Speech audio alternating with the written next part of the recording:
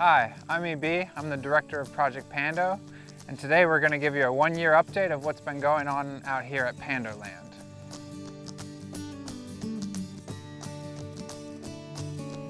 So over the past year, one of the biggest projects we completed was to install our water management system. And this is the foundation for most of the design that will happen on the nursery. So the main tool of our water management system is this swale and berm system. A swale is basically just a cut-in channel into the ground that when the water flows, it captures that water and either holds it in place or spreads it to another location. And a berm is a mounded hill.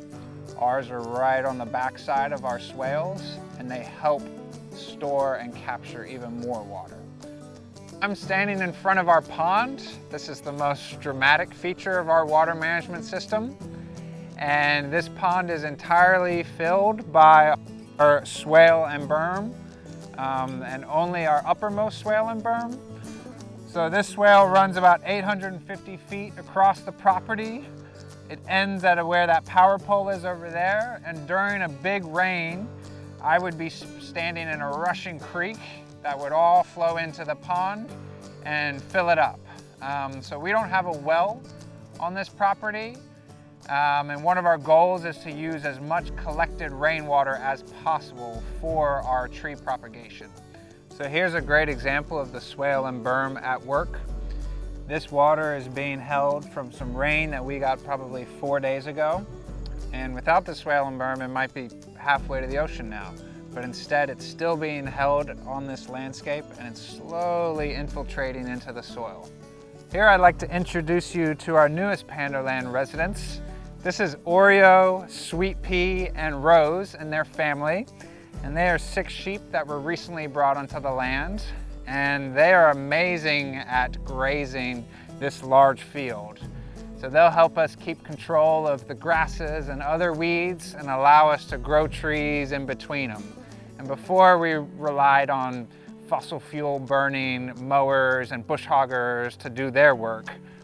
So these guys are a much more sustainable way to manage these fields. So over the next year, as we continue to work with this land, it'll become the propagation space for the many trees that we can then plant out in the community. It'll be a great place to get your hands dirty, as most of our nursery is run by volunteers. It'll be a place for education. We'll have tree ID walks and other activities like that. It'll also be a space for inspiration. There's many beautiful trees and ecosystems already out here that we hope to improve upon. So we can't wait to see you out here. So there are many different ways you can help out with Project Pando. One of the best ways is by becoming a volunteer.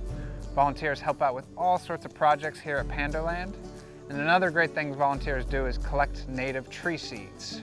We use those native tree seeds to grow the trees for our nursery.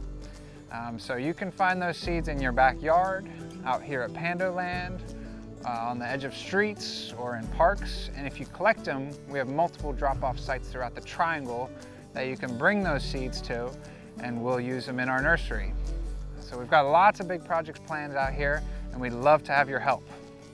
Here's an example of some black oak acorns that were collected by a volunteer at Duke's campus.